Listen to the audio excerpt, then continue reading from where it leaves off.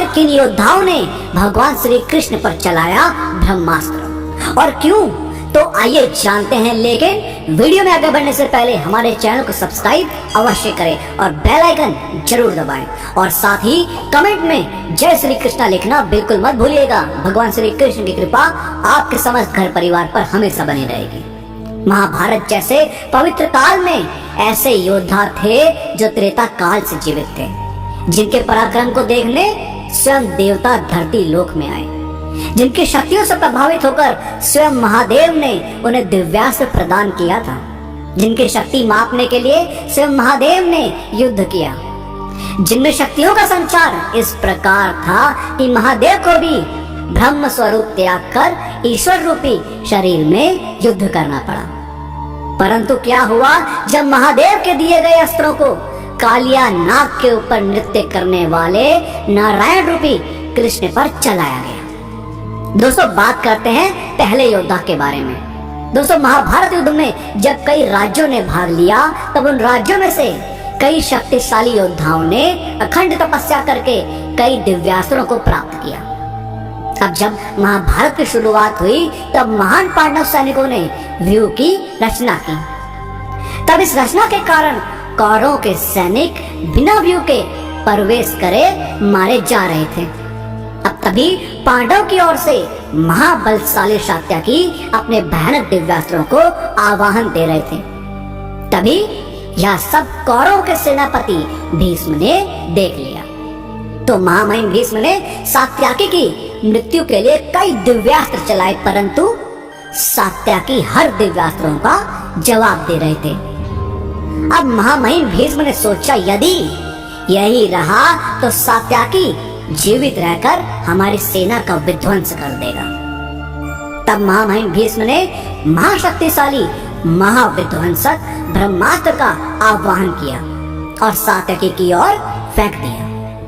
तब सात्यकी ने उस ब्रह्मास्त्र को रोकने के लिए कई दिव्यास्त्र चलाए, परंतु वह ब्रह्मास्त्र को नहीं रोक पाया। अब सात्यकी अत्यंत भयभीत होकर श्री कृष्ण का नाम पुकारता है।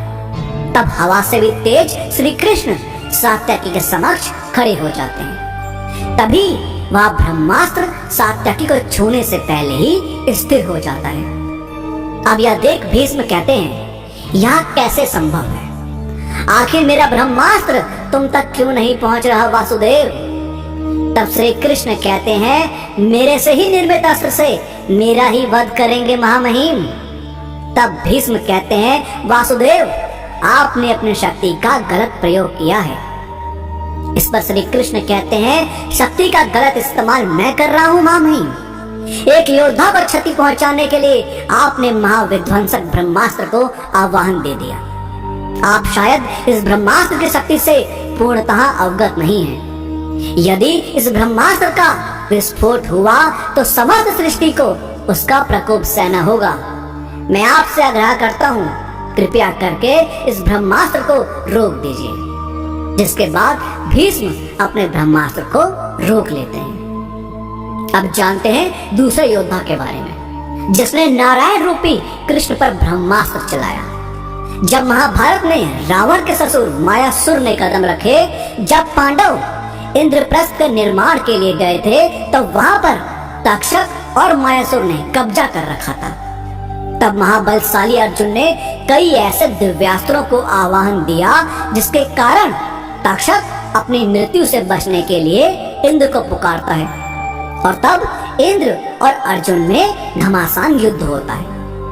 अब इंद्र अपने वज्र को और अर्जुन ब्रह्मांड अस्त्र को आह्वान देते हैं और दोनों एक दूसरे के ऊपर छोड़ देते हैं। अब जैसे ही वह दोनों टकराने वाले होते हैं, तभी उनके बीच श्री कृष्ण का सुदर्शन आ जाता है, जिसके कारण इतने भयानक अस्त्र स्थिर हो जाते हैं। अब इससे हम श्री कृष्ण की शक्ति का अंदाजा लगा सकते हैं। यह सब देख के रावण का ससुर श्री कृष्ण से क्षमा मांगता है और वहां से चला जाता है।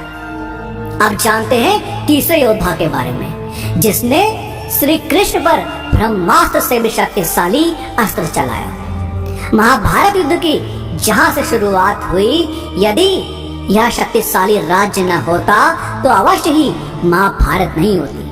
हम बात कर रहे हैं हस्तिनापुर जैसे ही शक्तिशाली राज्य जिसमें कंस, जरासंध जैसे भयानक शक्ति का प्रमाण रखने वाले योद्धा भी आक्रमण करने से डरते थे, जो धरती को एक बार में चीर दे। पांचाल राजा द्रुपद की। दोस्तों, द्रुपद भी सर्वशक्तिशाली राजाओं में से एक था, परंतु महाभारत युद्ध में पांडव की ओर से युद्ध करने वाले द्रुपद ने आखिर क्यों चलाया कृष्ण पे ब्रह्मास्त्र? दोस्तों, जब पांडव के गुरु द्रोणाचार्य, जो कि द्रुपद के घनिष्ठ मित्र थे, वो द्रोणाचार्य द्रुपद के राज्य में मित्रता की भीख मांगने गए थे, परंतु द्रुपद अपने अग्नि से जन्मे पुत्र को द्रोणाचार्य का सर काटने का आदेश देता है, क्योंकि द्रोणाचार्य ने अपने शिष्यों के बल पर उसका आधा राज्य जीत लिया था।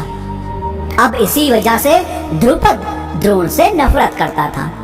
अब जैसे ही द्रुपद का पुत्र धृष्टद्युम्न द्रोण का सर काटने जा ही रहा होता है, तभी कृष्ण अपनी शक्ति से उसे रोक लेते हैं। अब यह देख द्रुपद का क्रोध और बढ़ जाता है, अतः वो कृष्ण पर अपने अस्त्र छोड़ता है, परंतु वह अस्त्र श्री कृष्ण को छू भी नहीं पाते। तभी द्रुपद नारायण अस्त्र को कृष्ण पर छोड़ता है, जो कि ब्रह्मास्त्र जितना ही शक्तिशाली होता है।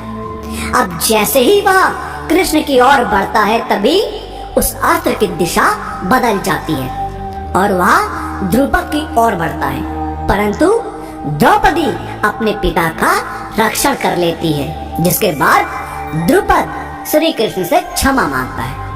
अब जानते हैं महाभारत के सर्वशक्तिशाली योद्धा की जिसने श्री कृष्ण पर ब्रह्मास्त्र चलाया।